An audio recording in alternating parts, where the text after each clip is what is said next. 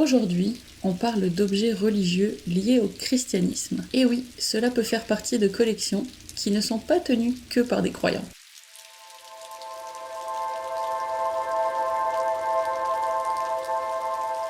Petit disclaimer, l'épisode d'aujourd'hui aborde la religion. Si c'est un sujet qui vous rend mal à l'aise, notamment quand on parle de manière crue, passez votre chemin. L'histoire du christianisme est pavée de choses horribles et je n'ai pas l'habitude d'édulcorer mon contenu. Sur ce, bon visionnage! En Europe, on trouve de nombreux édifices religieux très anciens, datant de plusieurs siècles. Cependant, en Amérique du Nord, c'est plus rare de trouver ce genre de lieu.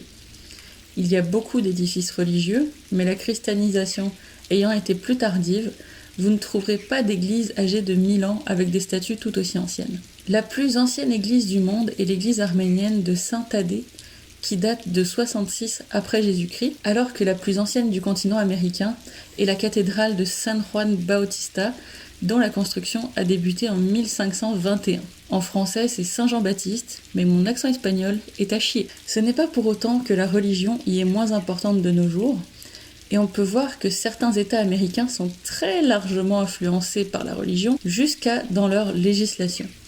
D'un point de vue personnel, ce qui m'intéresse le plus, c'est la représentation des saints. Les saints donc. Dans la paroisse où j'étais quand j'étais jeune, je ne connais pas beaucoup de personnes capables d'identifier les saints sans les petits écriteaux en dessous. Pourtant, c'est bel et bien possible, et ce que je trouve le plus fascinant, c'est qu'ils sont le plus souvent représentés avec des objets rappelant la façon dont ils sont morts. Et c'est le moment pour un petit top 5 des pires représentations. Numéro 5, Saint-André, avec une croix en X, la fameuse croix Saint-André pour les connaisseurs de sensations fortes. Il y a été crucifié et est donc représenté avec celle-ci. Numéro 4, Saint-Simon avec une scie, simple et efficace. Numéro 3, Saint-Laurent sur un grill. Est-ce que j'ai vraiment besoin de vous expliquer? Numéro 2, Saint-Barthélemy, qui tient quelque chose dans ses bras. Vous devinez ce qu'il tient? Non, ce n'est pas un tissu, c'est sa peau. Il a été écorché vif. Et enfin, numéro 1, Sainte Agathe de Catane. Que tient-elle sur un plateau? Non, ce ne sont pas des pâtisseries, ce sont ses seins. Elle a été torturée et parmi les méthodes de torture que son bourreau a choisies, il lui a arraché les seins à la tenaille. Encore aujourd'hui, ses seins sont honorés par la brioche de Saint-Génix et le gâteau Minuzzo. On dirait que peu de gens savent ça, et certains font même des vidéos en passant totalement à côté de ce détail. N'est-ce pas tout ni?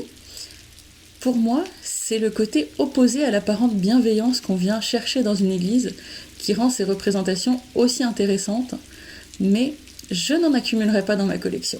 Obtenir des objets religieux, ça relève parfois de la chance. Une connaissance bénévole dans une église qui doit se débarrasser d'anciens objets, une vente organisée par une congrégation, ou juste le vide-grenier de votre voisin qui en avait plein chez lui. J'ai moi-même eu du mobilier d'église par le passé que ma grand-mère avait rapporté à la maison car il était simplement remplacé par du neuf.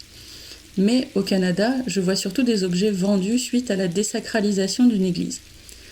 Ce n'est pas un scoop, la fréquentation des églises baisse beaucoup dans les pays et par conséquent, il y en a qui ferment régulièrement et qu'il faut bien vider.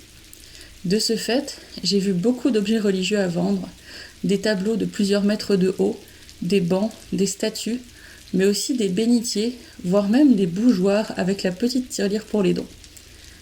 Certaines boutiques de curiosités ont beaucoup de ces objets à la vente, et selon moi, cela fait partie des choses les plus faciles à trouver. Si vous êtes très extravagant et que vous avez beaucoup de moyens, vous pouvez même acheter une église ou une chapelle, voire même une cathédrale désacralisée. Et oui, une fois vides, les bâtiments sont parfois vendus, et libre à vous alors d'en faire votre maison, un musée, un hôtel, voire même un bar. Si vous avez des suggestions de sujets de vidéos, n'hésitez pas à les écrire en commentaire. Pour m'envoyer des photos de vos collections pour mes vidéos, rejoignez-nous sur Discord, le lien est en description. Et si vous avez aimé la vidéo, n'hésitez pas à liker et vous abonner. Bye!